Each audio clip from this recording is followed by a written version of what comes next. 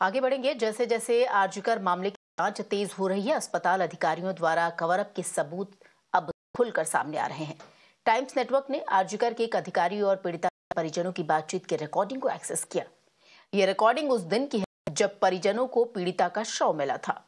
पहली कॉल जो की गई उसमें सहायक अधीक्षक ने पीड़िता के पिता को फोन पर सूचित किया वो बेहद बीमार है और उन्होंने परिवार को तुरंत अस्पताल आने के लिए कहा।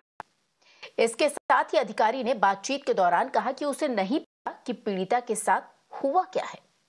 थोड़ी देर बाद पीड़िता के परिवार वालों को दूसरी कॉल की गई, जिसमें अधिकारियों ने कहा कि पीड़िता की मौत सुसाइड करने से हुई है। आप भी सुनिए रिकॉर्डिंग। ওর একটু শরীরটা খারাপ হয়েছে, আপনারা কি একটু আসতে পারবেন ইমিডিয়েট? কেন, কি হচ্ছে কি? ওর শরীরটা খারাপ, আমরা ভর্তি করাচ্ছি, আপনি কি ইমিডিয়েট একটু আসতে পারবেন? কি হচ্ছে কি সেটা বলবেন তো? সেটা তো ডাক্তাররা বলবে আপনারা এলে। আমরা আমরা আপনার নাম্বারটা জোগাড় করলাম, করে জানালাম যে বাড়ির লোক হিসেবে আপনারা একটু তাড়াতাড়ি আসুন। কি হচ্ছে সেটা বলো না তুমি।